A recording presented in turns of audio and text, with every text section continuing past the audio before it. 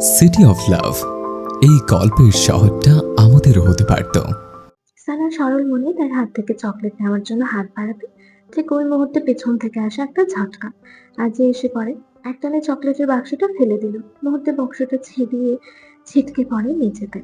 চকলেটগুলো ছড়িয়ে যায় কালো মেঝের উপর। সাদা মোড়ক যেন যুদ্ধক্ষেত্রে পড়ে থাকা নিরীহ জিনিস। আর যে এক টান দিয়ে সারহাদের কলার মুঠো করে ধরে, বজ্র কণ্ঠে বলে, তোর সাহস কিভাবে হয় আমার বউয়ের দিকে হাত বাড়ানোর?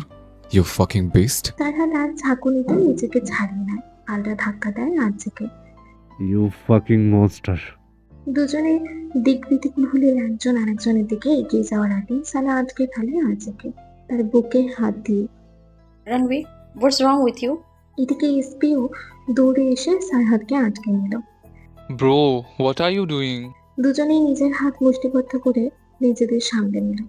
আর্য সানার সামনে এমন কিছুই করতে চায় না, আর না সারহাদ। তারপরও আর্য রক্তচক্ষু নিয়ে তর্জন নিচে সারহাদের দিকে সতর্ক বাণী ছোড়ে। ওর থেকে দূরে থাকবি, না আমি তোর বাপকে তোর প্রতিজ্ঞা ভুলে যাব। ব্যাস বলা শেষ। আর কোনো দিকে না তাকিয়ে এক হাতে সানার ব্যাগটাকে নিয়ে অন্য হাতে রমণীকে কোলে তুলে নিল। সানা কিছু বলার আগেই লিফটের দরজা খোলে আর যে ঢুকে পড়ে।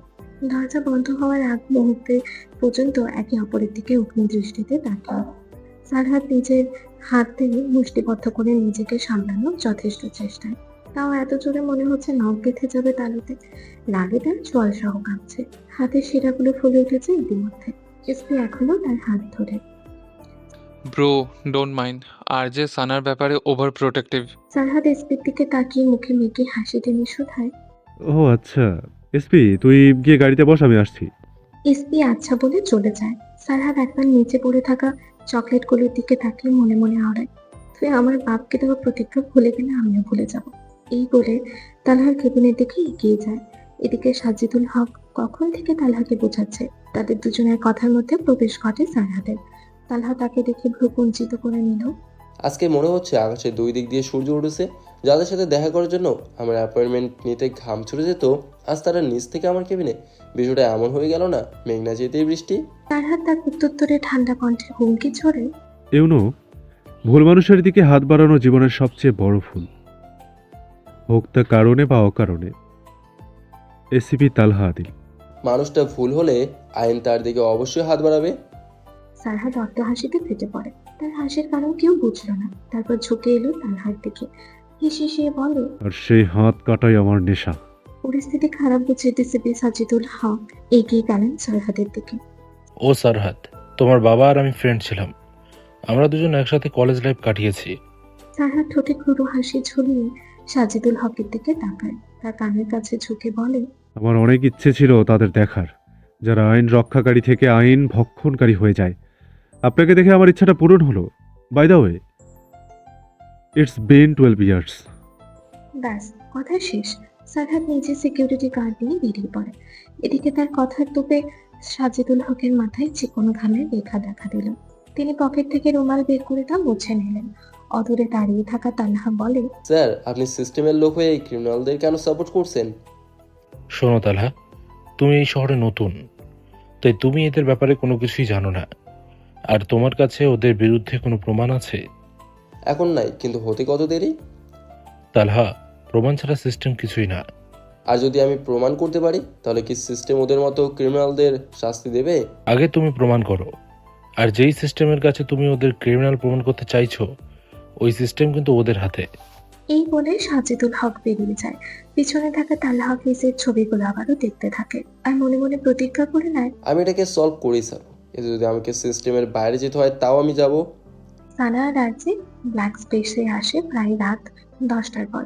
আরজের নতুন রিসর্টের উদ্বোধনী ছিল, তাই সে সানাকে সেখানে নিয়ে গিয়েছে। গাড়িতে বসে আরজের সাথে সানার একচুট ঝগড়াও হয়েছিল।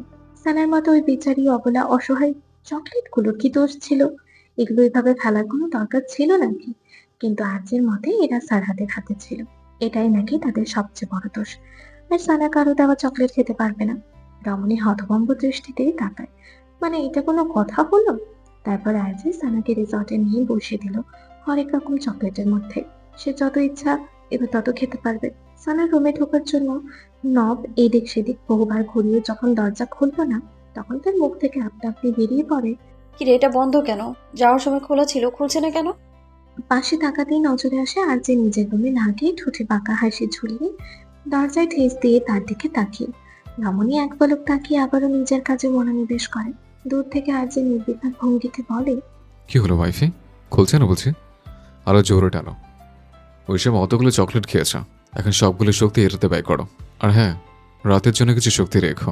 এই বলে সে ঠোঁট কামড়ে নিজে হেসে নিজের রুমে চলে গেল। রমণী তার কথার মানে বুঝলো না।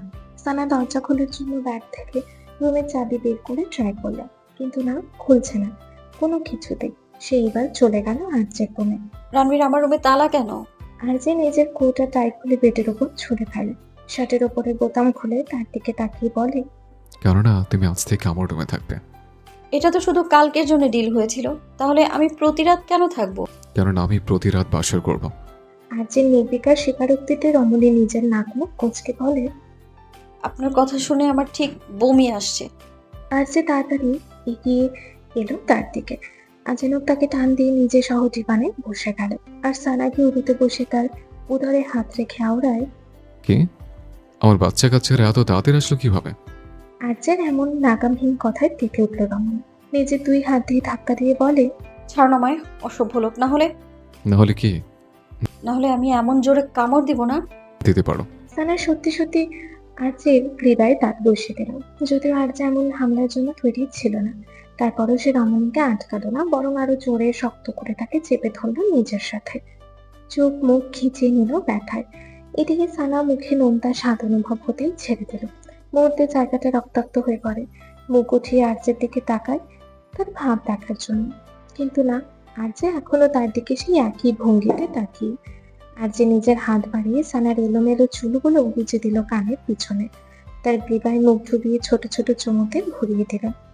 ওয়াইফি, তুমি এতটা অভিমানী কেন? রমণী নিজের মুখ অন্যদিকে ফিরিয়ে নিল। 1 বছর সময়টা কম ছিল না রণবীর? আর্যের গলা থেকে মুখ উঁচিয়ে নিষ্প্রভ দৃষ্টিতে তাকায়। ওয়াইফি, তুমি জানো না তুমি ঠিক কোথায় ছিলে, কাদের মাঝখানে ছিলে। আমার একটা ভুল পদক্ষেপ তোমার জীবনে সংকট এনে দিত, সেজন্যই তো এতটা দূরত্ব। বাট ট্রাস্ট মি, আমি তোমার থেকে দূরে থেকে ভালো ছিলাম না। আমি ওই দিন হসপিটালে নিজের চোখে দেখেছি আপনি ঈশানাকে কোলে করে নিয়ে যাচ্ছিলেন। আর মিডিয়ার লোকেরা যখন আপনাকে বলছিল ও আপনার গার্লফ্রেন্ড কিনা, তখন আপনি কিছুই বলেননি। ওয়াইফি, জাস্ট রিমেম্বার, ওটা আমি ছিলাম না। বিষয় চুয়াল ফাঁক হওয়ার জোগাড় হলো সানার। হোয়াট? আমার বোকা পেয়েছেন নাকি? ওটা আপনিই ছিলেন, আমি নিজ চোখে দেখেছি। আর যদি আপনি না হন তাহলে আপনি কোথায় ছিলেন? আর্যে আবারও তার গ্রীবায় মুখ ডুবিয়ে আওড়ায়। তোমার আশেপাশে।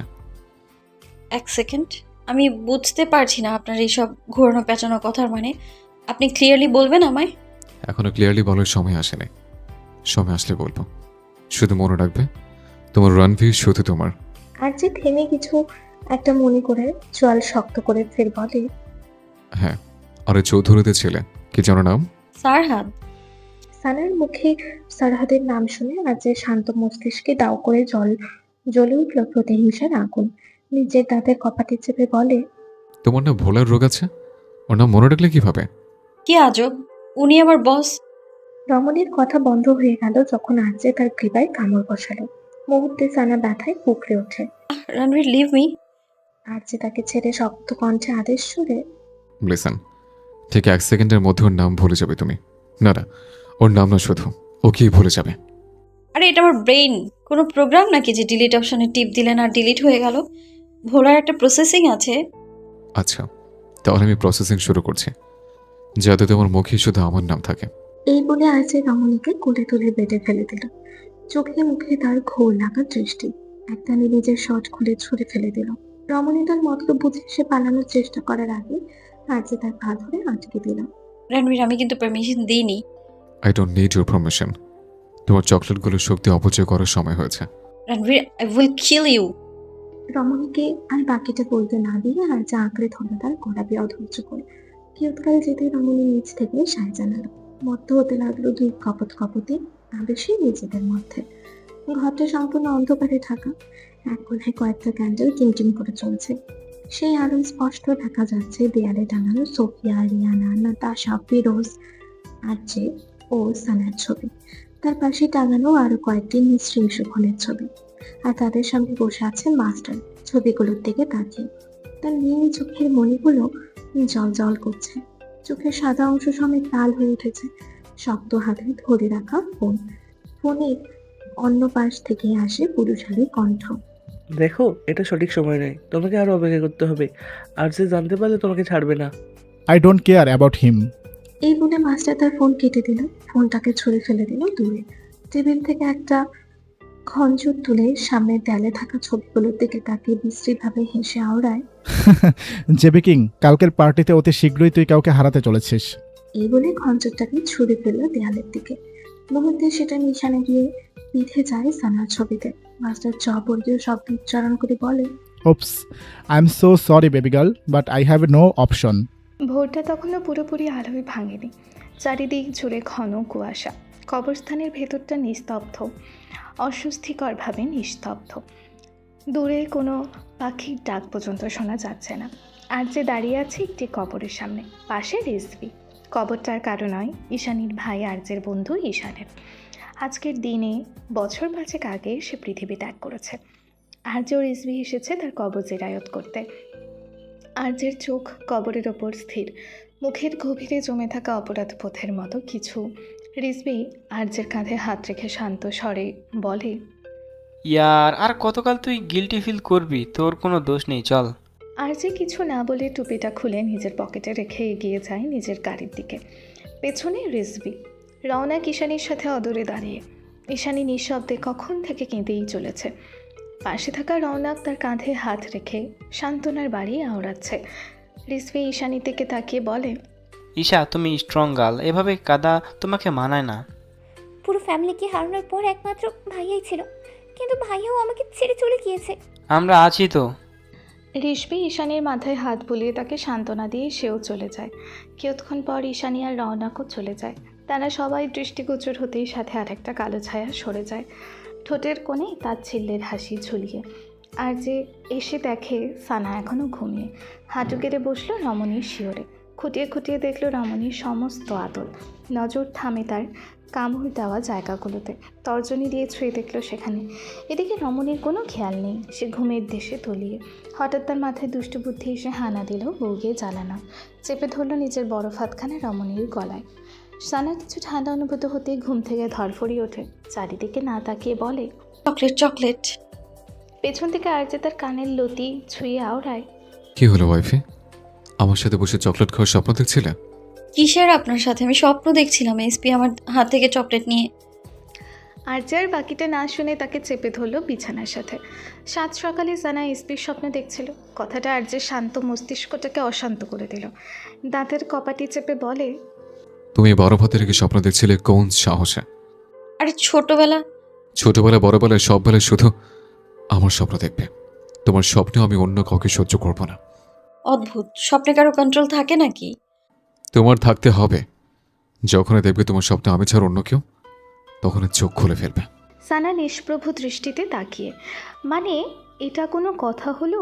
আরজে নিজেকে সংবরণ করে রমণীর গ্রীবায় মুখ ডুবিয়ে তার কামড় দেওয়া জায়গাগুলোতে চুমু দিয়ে নাক ঘষে বলে, নিচে চলুন ম্যাডাম, আমি আপনার জন্য নিজ হাতে ব্রেকফাস্ট বানিয়েছি। এই বলে সানার ওপর থেকে উঠে তাকে একটানে কোলে তুলে নিল। সানা অবাক সুরে বলে, আরে আরে কি করছেন এই অবস্থায়? নিচে সার্ভেন্টরা? কেউ নেই, সবাইকে আমি ছুটি করে দিয়েছে।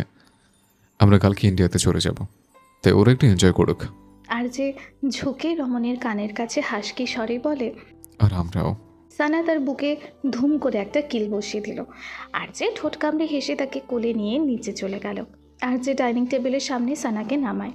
রমণীর গায়ে আরজের কালো শার্ট জড়ানো, যদিও এটা হাঁটু পর্যন্ত, তারপরও রমণী টেনে আরেকটু নিচে নামালো। আরজের এটা নজরে আসতেই রমণীকে আরও জ্বালানোর জন্য শুধায়, মনে হচ্ছে ম্যাডামের এখনো লজ্জা ভাঙেনি। ম্যাডাম বললে এখন আবার। আরজে আর কিছু বলার পূর্বেই তার মুঠোফোনটা বেজে ওঠে। স্ক্রিনে ভেসে ওঠে মম লেখা। ওয়াইফি, 1 মিনিট বসো, আমি আসছি। এই বলে আরজে নিজের রুমের দিকে চলে যায়। সেই জানে তার মা কী নিয়ে কথা বলতে চলেছে, আর সে চায় না সানা এইসব কিছু শুনুক। সানা টেবিলে বসতে যাবে এমন সময় তার কানে আসে কলিং বেলের আওয়াজ। প্রথমে পাত্তা না দিলেও পরপর 3-4 বার বাজার পর রমণী বিরক্ত হয়ে উঠে গেল দরজার দিকে। সানা দরজা খুলতে ঈশানী হাতে একটা ফাইল নিয়ে হুড়মুড়িয়ে প্রবেশ করে। সানা বহুদিন পর ঈশানীকে ব্ল্যাক স্পেসে দেখে একটু অবাক হয়েছিল বটে। পর মুহূর্তে তার মাথায় দুষ্টু বুদ্ধি খেলে গেল। সে দরজা বন্ধ করে শার্টের ওপরে 2টা বাটন খুলে চুলগুলো একটু সরিয়ে কলার বনের দাগগুলোকে দেখিয়ে ঈশানীর দিকে এগিয়ে যায়। হাই কালনাগিনী। ঈশানী এতক্ষণ সানাকে লক্ষ্য করেনি। তার কণ্ঠস্বর কানে আসতে এসে পেছনে ফিরে তাকায়। তুই এখানে কেন?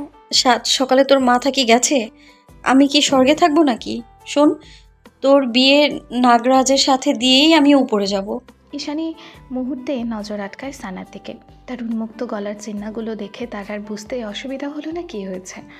তারপরও যেন মানতে পারছে না, তাই নিজেকে বহু কষ্টতে সামলে বলে, ট্যানি, তুই আর্যের শার্ট কেন পরে আছিস? এক্ষুনি খুলবি এটা। সানার বাক্যটা শ্রবণ হতে সে বুকে আড়াআড়ি হাত বেঁধে অন্যদিকে ফিরে নাক মুখ কুচকে বলে, ছি ছি কালনাগিনী, সাত সকালে কি নোংরা অফার দিচ্ছিস? যার সামনে খোলার তার সামনেই তো খুলবো, তোর সামনে কেন খুলবো? সানার এমন প্রত্যুত্তরে ঈশানী থতমত খেয়ে গেল। সে কি বলতে চেয়েছে আর এই ডাইনি কি বুঝেছে? নোংরা কথা তোর মুখ দিয়ে বের হচ্ছে? তো নাগিন শোনা, তুমি সাত সকালে কাপল ফ্ল্যাটে আসবে, আবার ভালো কথাও শুনতে চাও? এখন এইসব ছাড়, বল কি জন্য এসেছিস? আর্য কোথায়? আমার পকেটে, কারণ বল। আমি ওকে রিপোর্ট দেখাতে এসেছি। তুই তো পুরো পাগল, সেই সার্টিফিকেট পেয়েছিস তাই না? এদিকে দে, আমিও দেখি। এই বলে সানা ঈশানীর হাত থেকে টান দিয়ে রিপোর্টটা নিয়ে নিল। ঈশানী তার দিকে তাকিয়ে দাঁত কিরমির করে বলে, এটা আমার মেডিকেল রিপোর্ট। দাঁড়া, আমি দেখছি তোর মাথার কয়টা তার ছেঁড়া। তুই এগুলো পড়তে পারবি না। এদিকে দে, তোর দাঁত ভেঙে যাবে। আর তুই উল্টো ধরে আছিস। শোন, ঠিক আর উল্টো আমি সব অ্যাঙ্গেলেই বুঝি। আর কে দাঁত ভাঙবে? জানিস, পৃথিবীতে যত বড় বড় ডক্টর আছে সব আমার থেকে ডিগ্রি নিয়েছে। সবগুলো ডাক্তারি পাশের সার্টিফিকেট আমি দিয়েছি, তাই চুপচাপ এখান থেকে যা। তুই আর্য আসলে এটা ওকে দেখাবি। সানা কিছু না বলে তার সামনে গিয়ে হাত পাতে। ঈশানী বুঝল না সানার কাণ্ডকীর্তির মানে, তাই জিজ্ঞাসা দৃষ্টিতে তাকায়। মানে? মানে আমি ফ্রিতে কাজ করবো না, তাড়াতাড়ি 2000 ফেল। কি? একটা রিপোর্ট দেখাতে তুই 2000 চাইছিস? সাত সকালে ডাকাতি শুরু করলি নাকি? এত কিছু জানি না, তাড়াতাড়ি 2000 টাকা দে, না হলে দেখাবো না, ভেবে দেখ। তুই ডাইনি কম, ডাকাত বেশি। তাড়াতাড়ি দে, আমি কারোরপতি হব। দুজনের মাঝে এই নিয়ে তর্ক বিতর্ক হলে শেষমেশ ঈশানী হার মেনে নিয়ে দিয়ে দিল 1002। সানা সেগুলোকে হাতে পেয়ে বাতাস করতে করতে বলে, শোন, এভাবেই তুই দিনে 5 বার আসবি, প্রতিবারে 2000 হলে 10,000। সানা আঙুল নাড়িয়ে গুনতে শুরু করে, 2, 4, 6, 10, না 8, 10, মানে দিনে 10,000। একদিনে 10,000 হলে 10 দিনে 50,000, না 50 না, 10, 20, 30, 5 দিনে 30, না একদিনে 10,000 হলে 5 দিনে 5,000, এই না আর বাবা। সানা গুনতে গিয়ে সব তালগোল পাকিয়ে ফেলেছে।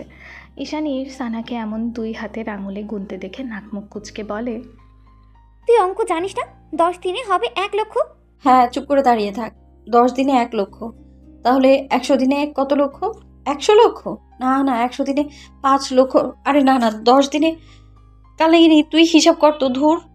সানা এভাবে 5 মিনিট গোনার পরও কোনো হিসাব মিলছে না। এদিকে সামনে থাকা ঈশানী সানার অঙ্ক দেখে নিজেই যেন হিসাব ভুলে গেছে। সে নিজেও মনে মনে হিসাব করছে। সানা বিরক্ত হয়ে বলে, যাই হোক, তুই হিসাব করে দেখবি, আমি কারোরপতি হওয়ার পর তুই আর আসবি না। কারোরপতি? কারোরপতি? তোকে লুট করে একদিন আমি কারোরপতি হব। उसके बाद मैं बनूंगी सना अंबानी, दुनिया के सबसे अमीर औरत। আর শোন কালনাগিনী, আমি না তোর জন্য একটা কবিতা বানিয়েছি। কবিতা? তাও আমার জন্য? বল শুনি। সানা গলা খাকারি দিয়ে বলে, চোখ খুলে বিয়ে কর, মন দিয়ে সংসার কর, ফোকাস রাখ নিজের জামাই, 2 হাতে উড়াতে থাক ওর কামাই। ব্যাস, লাইফ ইজ সো সিম্পল। কেন নিজের লাইফ বানাতে চাস ডাম্পল? বলতো কবিতাটা কেমন লাগবো? একদম 3rd ক্লাস। তুই 1st ক্লাস হলেই না কবিতা 1st ক্লাস হতো, তুই 3rd ক্লাস, তাই কবিতাটাও 3rd ক্লাস। যাই হোক, তুই এই মুহূর্তে ফ্ল্যাট থেকে বেরোতো, নাহলে প্রতি 1 সেকেন্ডের জন্য 1000 করে দিবি। ঈশানী সানার এমন হুমকি শুনে আর 1 সেকেন্ডও সেখানে নেই। সে দৌড়ে বেরিয়ে পড়ে। গ্যারেন্টি নেই এই মেয়ে কখন আবার তার থেকে আরও টাকা লুটে নেয়। 1 নম্বরের ডাকাত। ঈশানী যেতেই সানা শব্দ করে হেসে দিল। তার কেন জানি এই কালনাগিনীর সাথে ঝগড়া করতে ভীষণ ভালো লাগে, তাও পায়ে পা লাগিয়ে। সে ফিরতেই নজরে আসে সিঁড়ির গোড়ায় দাঁড়িয়ে আর্যে কেমন তার দিকে ঘোর লাগা দৃষ্টিতে তাকিয়ে। সানা আর্যের নজর অনুসরণ করে নিজের দিকে তাকাতেই দেখে আর্যে তার খোলা বোতামের উন্মুক্ত অংশের দিকে তাকিয়ে। মুহূর্তে সানা তড়িঘড়ি করে বোতাম লাগাতে শুরু করে। তার আগে আরজে এসে পড়ে। সানা টেবিল থেকে কাঁটা চামচ তুলে তার দিকে উঁচিয়ে বলে, দেখুন আমি তো দেখছি। আপনার মাথা, আর এক পা বাড়লে আমি কাঁটা চামচ দিয়ে আপনার পা কেটে ফেলবো। বিপরীত পাশের মানব নেশালো কণ্ঠে শুধায়, দেখো ওয়াইফি, আমার এই ঠান্ডার মধ্যে গরম লাগছে, এদিকে আসো। আমি বলছি খারাপ হয়ে যাবে। তুমি আমার অবস্থা অলরেডি খারাপ করে দিয়েছো, আর কি খারাপ হবে? আরজে সামনে এসে তার কোমর চেপে ধরতেই সানা তড়িঘড়ি করে বলে, ঈশানী এসেছিল আপনাকে রিপোর্ট দেখাতে। এই বলে সানা তার বাড়িয়ে দেওয়া মুখের দিকে রিপোর্টটা ধরে। আরজে ভীষণ বিরক্ত হলো সানার এমন কাজে। এই মেয়ে তার মুড খারাপ করতে এক্সপার্ট। আরজে একটা দীর্ঘশ্বাস ছেড়ে সানাকে একটানে নিজের কোলে বসিয়ে চেয়ারে বসে পড়ে। আরে আরে কি করছেন? ওর রিপোর্ট দেখে আমাকে বলেন ওর মাথার সবগুলো সিট ঠিক আছে কিনা। আরজে সানার এলোমেলো চুলগুলো তার কানের পিছনে গুজে আওড়ায়, তুমি রিজভিকে চেনো? আপনার বন্ধু? আমার আরেকটা বন্ধু ছিল, ঈশান। ঈশান বলতে পারো আমার সারা জীবনে মাত্র দুটি বন্ধু ছিল। ওর বোন হলো ঈশানী। আপনার ওই বন্ধু কোথায়? ও আর নেই, কিন্তু ও যাওয়ার আগে আমাকে ওর রিজভিকে ওর বোনের দায়িত্ব দিয়ে গেছে। আসলে ঈশানের ছোটবেলায় একটা অ্যাক্সিডেন্ট হয়েছিল, যার কারণে ওর ব্রেনে রক্তক্ষরণ হয়ে রক্ত জমে আছে, যাকে বলে ইন্ট্রাক্রেনিয়াল হেমাটোমা। মুহূর্তে সানার মন খারাপ হয়ে গেল ঈশানীর জন্য। যতই ঝগড়া করুক, একটা মেয়ের এই অবস্থা সানাকে মন খারাপ করতে দেখে আরজে কিছু একটা ভেবে ঠোঁট কামড়ে হেসে শুধালো, তার মানে তুমি ঈশানীকে দেখাতে এমন করেছিলে? ওয়াইফি, আর ইউ জেলাস? মুহূর্তে রমণীর ভাবনা থেকে ছিটকে বাইরে এসে এলোমেলো চিত্তে হেসে ওঠে। আরজে বুঝলো না তার এই হাসির কারণ। জেলাস? জেলাস আমার জুতা। হ্যাঁ, আমি তো ভাবছিলাম। সানা বহু কষ্টতে আরজের থেকে নিজেকে ছাড়িয়ে উঠে দাঁড়িয়ে বলে, মিস্টার সারহাদকে আমাদের ফ্ল্যাটে ইনভাইট করব। সারহাদের নামটা শ্রবণ হতেই আরজের মস্তিষ্ক সতর্ক হয়ে উঠল। সে নিজের চোয়াল শক্ত করে হাত মুষ্টিবদ্ধ করে দাঁড়িয়ে রুক্ষ স্বরে বলে, তোমার এখন ওর নাম মনে আছে? যে মনের ভেতর ঢুকে যায় তাকে কিভাবে ভোলা যায় মিস্টার জওয়ান? ব্যাস, এই একটা কথাই ছিল আরজেকে রাগানোর জন্য যথেষ্ট। বড় বড় কদম ফেলে এগিয়ে গেল সানার দিকে। সানা তার উদ্দেশ্য বোধগম্য হতেই লাগালো উল্টো দৌড়। পিছনে আরজে চিৎকার করে বলে, এখন পালাচ্ছ কেন? আজকে আমি তোমার মন বের করে ওর নাম ডিলিট করবো, নাহলে রাতের মতো আবার ভোলার প্রসেসিং শুরু করবো। দাঁড়াও। সানা দাঁড়ানোর মুডে নেই, সে পালাচ্ছে পিছনে আরজে। পুরো ব্ল্যাক স্পেস ভরে উঠল দুই কপতের হাসির ঝংকারে। পার্কিং লটে সানা দাঁড়িয়ে। সে আরজেকে ফেলেই চলে এসেছে। যেহেতু পার্টি জামান ম্যানশনে, তাই তারা আগে ওখানে যাবে এবং সেখান থেকে সাজগোজ করে পার্টিতে এন্ট্রি নেবে। সানা আসতেই দেখা হয় এসপির সাথে, তার জন্যই দাঁড়িয়ে আছে। তারা দুজনে প্ল্যান করছে আগে চৌধুরী মহলে যাবে, তারপর সেখান থেকে সানা সানিতাকে নিয়ে আসবে। এসপি তাকে দেখে এগিয়ে আসে। আরে কটকটি, তোর জন্য আমি কখন থেকে অপেক্ষা করছি। আরও 3 ঘন্টা আগে মেসেজ দিয়ে বলেছিস আসছি। চল, ওই রানবির জন্য লেট হয়েছে। কেন? ওই জাউরা আবার কি করেছে? তুই বাচ্চা মানুষ, বুঝবি না, চল। তারা দুজন গাড়ির দিকে এগিয়ে যায়, কিন্তু ওঠার আগেই পেছন থেকে কেউ জোরে এসপিকে ধাক্কা মেরে সরিয়ে দিল। এসপি নিজেকে সামলেই তাকিয়ে দেখে আরজে। সানার যে পাশে এসপি দাঁড়িয়েছিল ওই পাশটা ঝেড়ে পরিষ্কার করছে। এমন মনে হচ্ছে কোনো নোংরা লেগে আছে। এসপি নিষ্প্রভ দৃষ্টিতে তাকিয়ে। আরজে নিজের কাজ সেরে সানার দিকে তাকিয়ে শক্ত কণ্ঠে আদেশ ছড়ে, তুমি ঠিক 1 মিনিটে গাড়িতে উঠবে, নাহলে খারাপ হয়ে যাবে। রমণীও নিজের জায়গায় গোঁ ধরে দাঁড়িয়ে। আপনার হুমকি আমি ভয় পাই না, মনে রাখবেন, this is you, like that is me. বরাবরের মতো আরজে বুঝল না তার কথার মানে, তাই কপালে ভাঁজ ফেলে শুধায়, মানে বাংলায় বলো। এসপি ওখান থেকে তাদের দিকে একটু এগিয়ে আসে। আবে বলছে যেমন তুই তেমন তোর বউ। অদূরে দাঁড়িয়ে থাকা কাইলিন মাত্র মুখে পানি দিয়েছিল, কিন্তু সানার এমন উল্টাপাল্টা ইংরেজি শুনে তার মুখের থেকে পানি ছিটকে বাইরে চলে আসে। তার পেট ফেটে হাসি আসছে। নিজের সাদা ছকছকে দাঁতগুলো বের করতেই দেখে আর যে রক্তচক্ষু নিয়ে তার দিকে তাকিয়ে। ব্যাস, ওই অবস্থায় সে স্ট্যাচু হয়ে গেল। কিন্তু হাসি আটকাতে না পেরে তার নাক মুখ দিয়ে ছিটকে পানি বাইরে চলে আসে। তারপরও হাসছে না, কারণ হাসলে আর যে তাকে এখনই খেয়ে ফেলবে। কাইলিন মনে মনে ভাবছে এখানে তার কি দোষ। সানা এমন ভুলভাল ইংরেজি বলছে যে লাইফেও শোনেনি, তাই হাসি চলে আসতেই পারে, কিন্তু বস তো সেটা বুঝবে না। আর যে চোখ সরাতেই সে মুখে হাত দিয়ে হাসতে থাকে। কিন্তু এত কিছুর মধ্যেও হেলদোল দেখা গেল না জ্যাকের। সে যন্ত্র মানবের মতো দাঁড়িয়ে।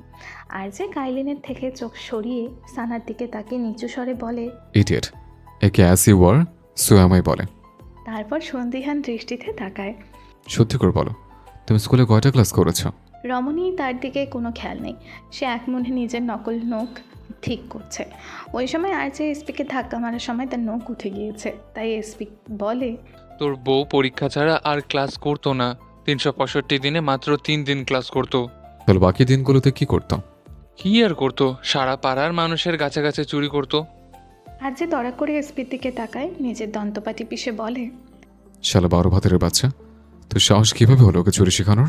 বিস্ময়ে এসপির কথা বন্ধ হয়ে গেল। আর্যের এমন আরোপ শুনে চোখ দুটো কপালে। মানে এটা কোনো কথা হলো নাকি? না, রোজ রোজ জাউরার অপবাদ আর সহ্য করবে না। নাউজুবিল্লাহ, দেখ এত বড় অপবাদ দিলে আমি কিন্তু অল্প বয়সে হার্ট অ্যাটাক করে মরে যাব। তার জন্য দায়ী থাকবি তুই জাউরা। শালা ওর থেকে আমি চুরি শিখেছি। কিন্তু আর যে মানতে নারাজ। অসম্ভব, ওর মতো ভদ্র সভ্য মেয়ে চুরি করতেই পারে না, তুই শিখিয়েছিস। হ্যাঁ হ্যাঁ, তোর বউ তো একদম দুধে দেওয়া তুলসী পাতা। ওই তুলসী পাতাই আর তুই আগাছা। সানা নিজের নখ ঠিক করে তাদের দুজনের মাঝখানে দাঁড়িয়ে শক্ত কণ্ঠে বলে, ইনাফ। এসপি আর যে দুজনেই একসাথে বলে, এনাফ মা এনাফ। এনাফ মা এনাফ। হ্যাঁ, ওই একটা হবে আর কি। যাই হোক, ব্যাস আমি সিদ্ধান্ত নিয়েছি, আমি এসপির সাথেই পার্টিতে যাব। আর যে তাদের কপাটি চেপে রমণীর দিকে রক্তচক্ষুতে তাকায়। এই মেয়েটা তাকে শান্ত থাকতেই দিবে না, তাই শক্ত কণ্ঠে ধমকে ওঠে, তুমি সহ তোমার 14 গোষ্ঠী যাবে আমার সাথে। আমার 14 গোষ্ঠী যেতেই পারে, বাট আমি যাব না। রমণীকে আর বাকিটা বলতে না দিয়ে আর যে তার হাত টেনে নিয়ে যেতে থাকে। সানা এসপির গাড়ির হেডলাইট ধরে তার দিকে হাঁক ছোড়ে। বিটকেল। এখানে এসপিকে কাইলিন এসে দুই দিক থেকে ধরে রেখেছে। সে ওখান থেকে চিৎকার করে ওঠে, কটকটি। কাই, ওই 12 ভাতের মুখে 3টা গুলি ঢোকাও। অস্ত্রবন্দুকের গুলি না, রাইফেলের গুলি। যেটা দিলে তাড়াতাড়ি উপরে যাবে ওটা লাগাও। এই বলে আর যে সানার আরেক হাত ছুটিয়ে তাকে কোলে করে গাড়িতে ফেলে দিল। সে গাড়িতে ওঠার আগেই সানা আবারও বেরিয়ে পড়ে। আর যে দাঁত খেঁচিয়ে আবারও বের হয়। এবার আর সানাকে গাড়িতে না বসিয়ে সে নিজের কোলে বসালো। রমণীকে 2 হাতে শক্ত করে চেপে ধরলো নিজের বুকের সাথে। সানা নড়তে না পেরে মুখ দিয়ে শুধু বলতে থাকে, কুত্তা কুত্তা কুত্তা কুত্তা কুত্তা।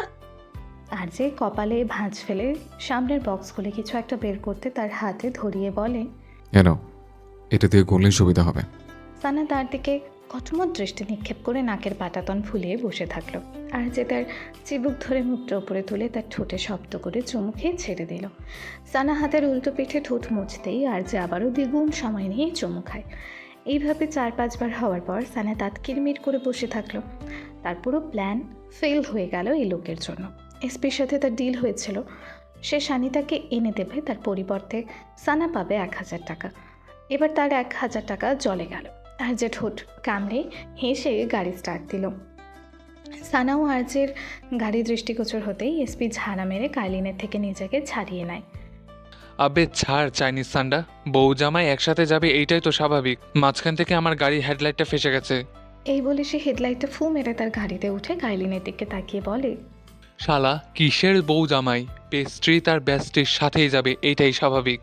ওই জাউরা তো 1 নম্বরের জাউরা আর তুই 2 নম্বরের। আরেকবার আমাকে ধরলে আমি ভবিষ্যতে এমন লাথি মারবো না যাতে ভবিষ্যতে আর চাইনিজ সান্ডার বংশ এই পৃথিবীতে না আসতে পারে। এই বলে সে নিজের গাড়ি ছুটিয়ে মুহূর্তে হাওয়া। এদিকে কাইলিনের চোয়াল ছুলে যাওয়ার উপক্রম। এত বড় পোল্ট্রিবাজ, এটা তো তার বসের থেকেও বড় পোল্ট্রিবাজ। কেমন তার থেকে ছুটে তাকে গালি মেরে চলে গেল। আরেকবার শুধু এই ছেলেটার হাতের কাছে পড়ুক, এমন মজা দেখাবে না। সে আর জ্যাকও গাড়িতে উঠে চলে গেল। সবার উদ্দেশ্য জাওয়ান ম্যানশন, যেখানে জেবি কোম্পানির রৌপ্যজয়ন্তীর পার্টি হবে আজকে। জাওয়ান ম্যানশন আজ আর কেবল একটি ম্যানশন নয়, বরং হয়ে উঠেছে জীবন্ত স্মারক। 25 বছরের সাফল্য, ষড়যন্ত্র, ক্ষমতার রক্তের ইতিহাস বহন করে দাঁড়িয়ে আছে এই প্রাসাদ সম অট্টালিকা। রৌপ্যজয়ন্তীর রাতে ম্যানশনটাকে মনে হচ্ছে যেন ইস্পাত আর রূপোর মিলনে গড়া এক রাজকীয় দুর্গ। ম্যানশনের প্রধান ফটক থেকেই আলোর রাজত্ব শুরু। কালো লোহার গেট জুড়ে রূপলি আলো, তার গায়ে খোদাই করা জেবি কোম্পানির প্রতীক ঝলমল করছে। গেটের দুপাশে সারি সারি প্রাচীন লণ্ঠন, ভেতরে জ্বলছে আধুনিক এলইডি আলো। ভেতরের লন জুড়ে রূপালি আর কালোর থিম। মেঝেতে কালো মার্বেলের ওপর রুপোলি কার্পেট, চারপাশে ক্রিস্টাল গ্লাসের ঝাড়বাতি ঝুলছে। ফুলের সাজেও কোনো উজ্জ্বলতা কম না, সাদা লিলি, ধূসর গোলাপ আর কালো অর্কিড, সব মিলিয়ে এক শীতল অভিজাত সৌন্দর্য। এগুলোর মধ্যে আরেকটা জিনিস স্পষ্ট, তা হলো প্রতিটি জায়গায় কালো পোশাকধারী অস্ত্রবাহী গার্ড। পুরোপুরি সেফটি ফলো করা হয়েছে, যেন কোনো ফাঁক ফোকর না থাকে। তার উপর ইনভিটেশন কার্ড ছাড়া কারো প্রবেশ নিষিদ্ধ। কিন্তু এই জমকালো পরিবেশ পৌঁছাতে পারছে না জাওয়ান ম্যানশনের বেসমেন্টে, যেখানে রচিত হচ্ছে নৃশংস খুনের ইতিহাস। পরপর 20 জন লোককে হাত বেঁধে হাঁটু কেটে বসিয়ে রাখা হয়েছে। তারা নিজেরাও জানে তাদের সাথে কী হতে চলেছে, কেননা তারাও একসময় জেবির হয়ে কাজ করত। মূলত জেবির জন্য যারা কাজ করে তারা কতগুলো গ্যাংয়ে বিভক্ত এবং প্রতিটি গ্যাংয়ের লিডার একজন কুখ্যাত মাফিয়া। অবাধ সুবিধার সাথে বিভিন্ন ধরনের রুলস মানতে হয় তাদের। যেমন গ্যাংয়ের একজন যদি কোনো ভুল করে তাহলে তার মাসুল দিতে হয় পুরো গ্যাংকে। আর এই গ্যাংটা হলো CS2, যারা বাইরের দেশ থেকে অবৈধ উপায়ে অস্ত্র পাচার করে। সম্প্রতি এই গ্যাংয়ের একজন সরহাদের সাথে হাত মিলিয়ে তাদের গোপন কথা ফাঁস করেছে, আর সরহাদ কৌশলে তালহা আদিলকে দিয়ে রেইড ফেলেছে সেই জায়গায়। সাফিয়া তাদের খোঁজার জন্য সকালে আরজাকে কল দিয়েছিল। সামনের বড় 2টা আসন দখল করে বসে আছে স্বয়ং জেবি কিং ও সোফিয়া।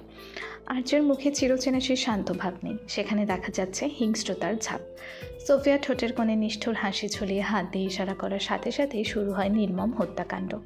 উত্তপ্ত আয়রন, এসিড, কাটার, ইলেকট্রিক শট আর নানান রকম মরণাস্ত্র দিয়ে তাদের গলা ফাটা আর্তনাদগুলো এক পলকের জন্য ছুঁতে পারেনি 2 মা ছেলেকে। কিছুক্ষণ পর সোফিয়া আর্যের দিকে তাকিয়ে বলে, রনো বেটা, this is the time to come your hungry dream. এই বলে তার ঘাড়ে ঢুকিয়ে দিল একটা ইনজেকশন। মুহূর্তে আর্যের চোখে মুখে ধরা দিল চরম নিষ্ঠুরতা। চোখগুলো লাল হয়ে উঠেছে রীতিমতো, হাতের শিরা টান টান। 1 ন্যানো সেকেন্ডও দেরি না করে ঝাঁপিয়ে পড়ে লোকগুলোর ওপর। এবার আর্তনাদ দ্বিগুণ হয়ে ওঠে। অবশেষে একজন স্বীকার করে সে সরহাদের সাথে হাত মিলিয়েছে। সোফিয়ার মুখে এইবার হাসি ফুটে ওঠে।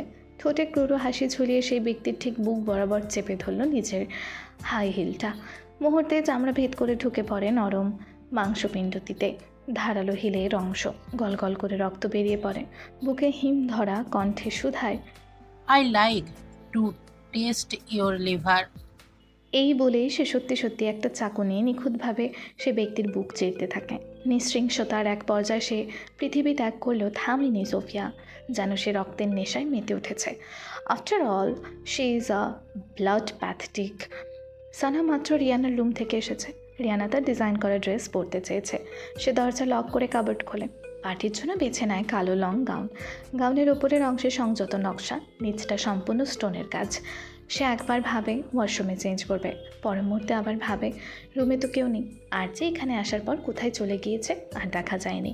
তাই রমণী নিশ্চিত মনে ড্রেস চেঞ্জ করে, কিন্তু পেছনে জিপ লাগাতে গিয়েই পড়ে ফাঁসাতে। হাত পৌঁছাচ্ছে না তার। হঠাৎ একজোড়া ঠান্ডা শীতল হাত তার জিপের হাত রাখে। সানা তড়াক করে পেছনে তাকাতেই মিলিতে হয় একজোড়া ডার্ক ব্রাউন চোখের মনির সাথে, যে নেশালো দৃষ্টিতে তার দিকে তাকিয়ে। সানা হতভম্ব নয়নে তাকে অবলোকন করে। এই লোক আসলো কোথা থেকে? আর যে চোখে মুখে সেই নিষ্ঠুরতার ছিটা ফোটাও নেই যা বেসমেন্টে ছিল। তার জায়গায় ঘোর লাগা দৃষ্টি দখল করে আছে। সে নিজের ঠান্ডা শীতল হাতখানা রমণীর উন্মুক্ত পিঠে চেপে ধরতেই সানার ধ্যান ফিরে আসে। ঝাটকা মেরে সরিয়ে দিল আর্যের হাত। আপনি কোথা থেকে আসলেন? ছাদ থেকে টপকালেন নাকি? আর্য আবারও 2 কদম তার দিকে এগিয়ে এসে মাঝখানে দূরত্বটুকু মিটিয়ে নিল।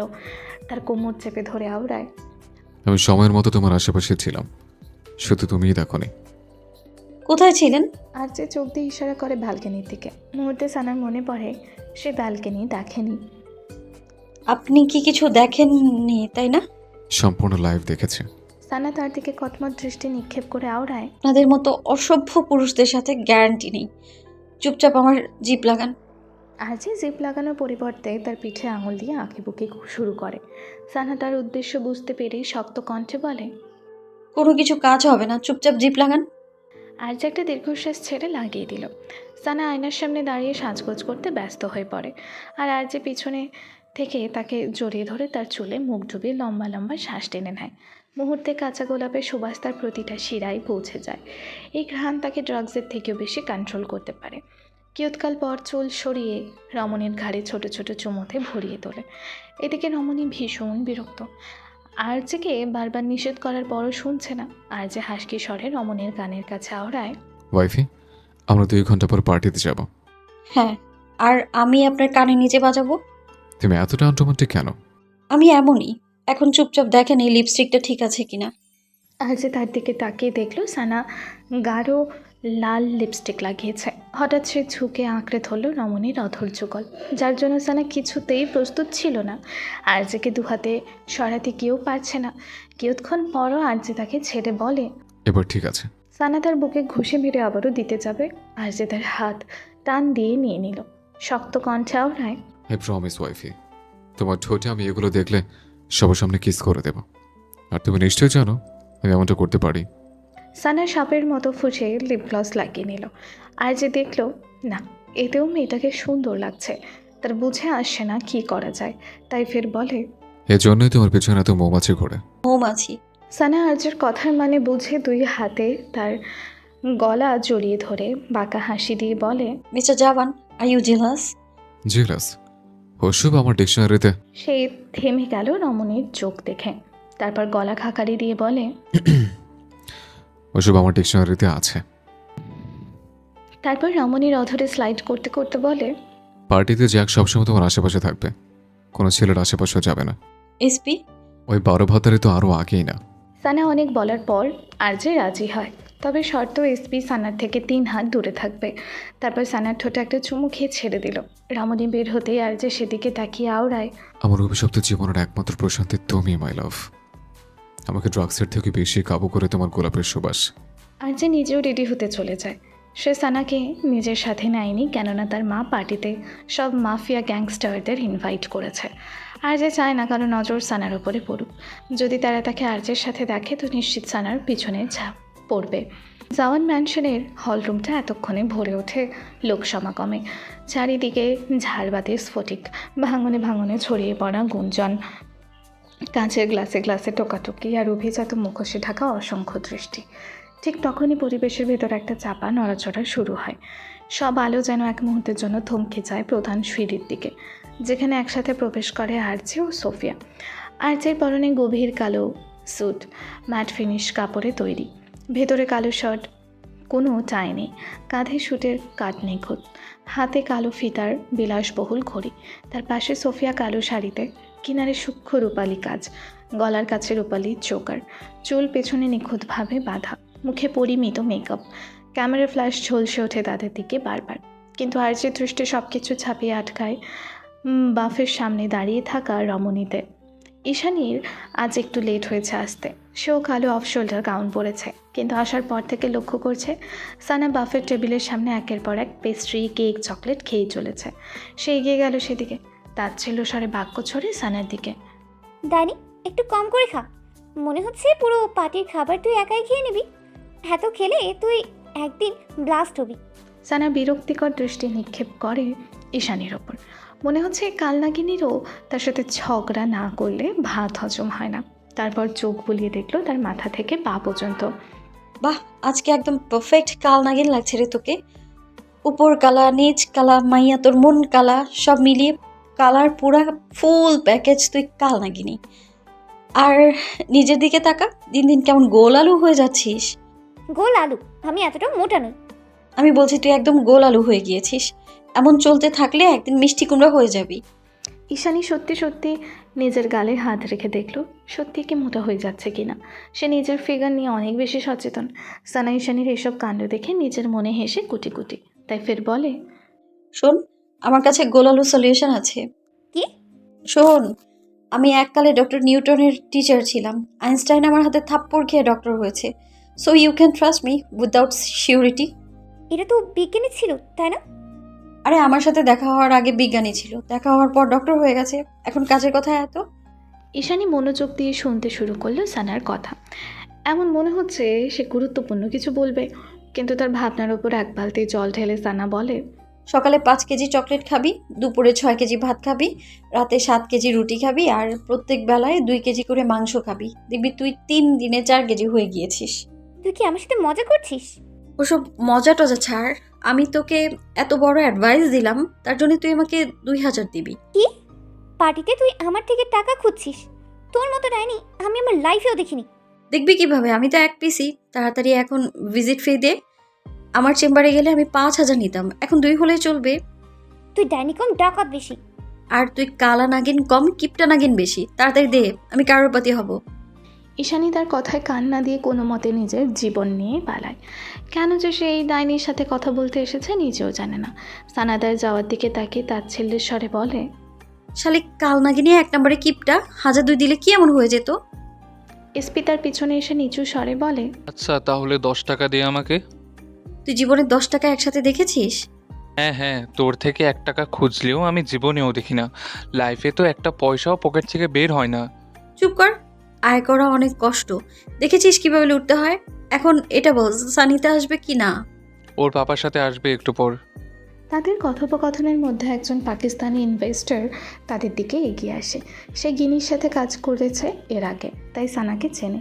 সানার দিকে হ্যান্ডশেকের জন্য হাত বাড়িয়ে বলে, क्या हाल है आपकी मोहतरमा?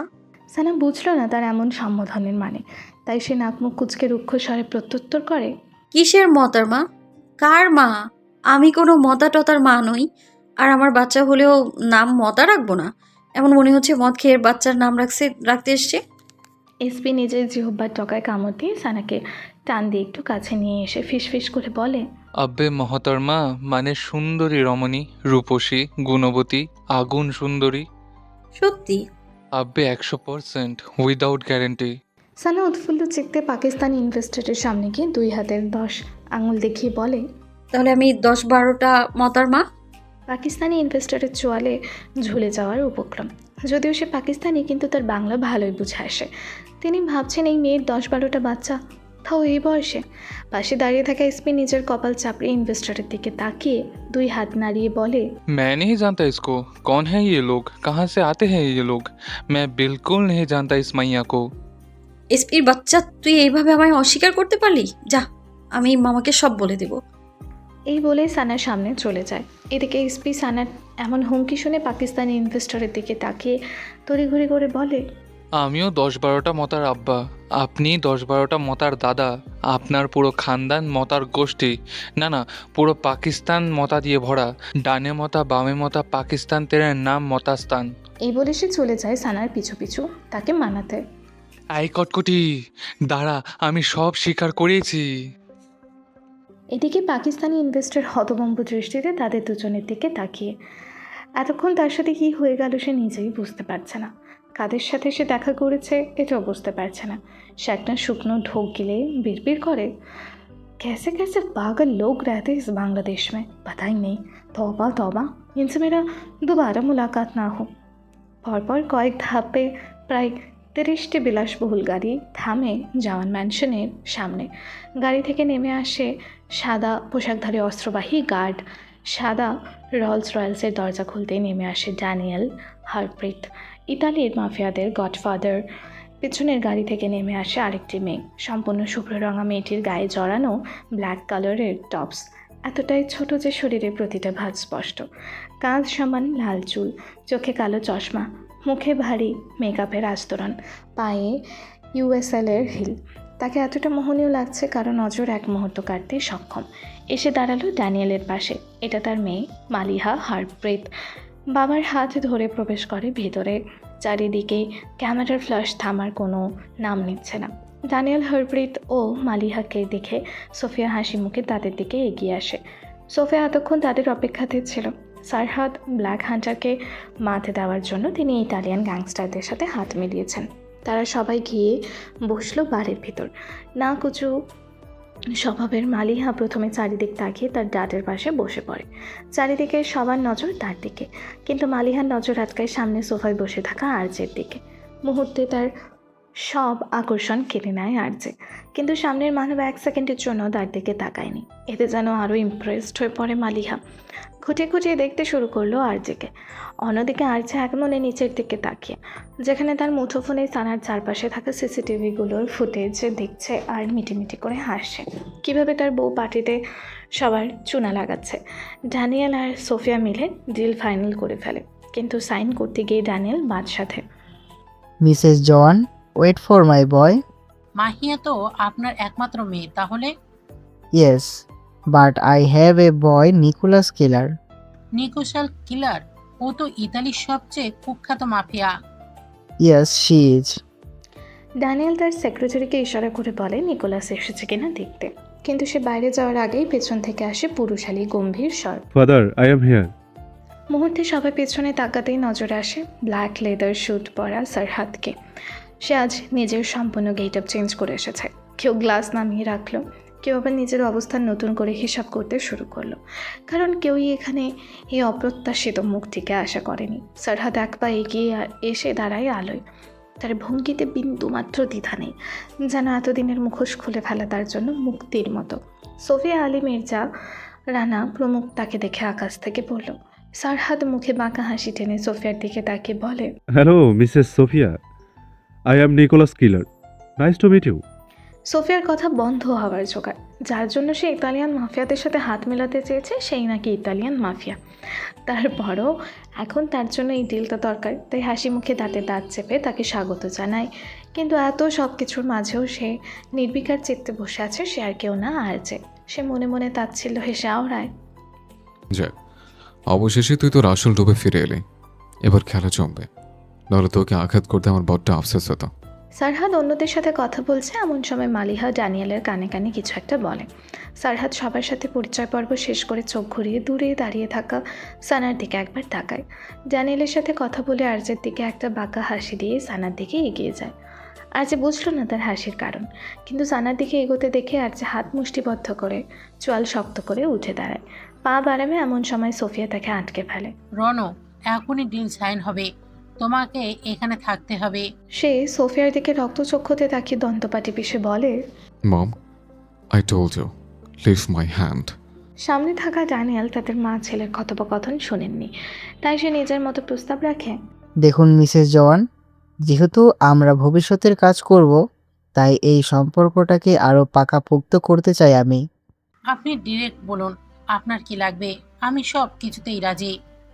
আমি চাই এই পার্টিতে আপনার ছেলের সাথে আমার একমাত্র মেয়ে মালিহার এঙ্গেজমেন্ট দিতে।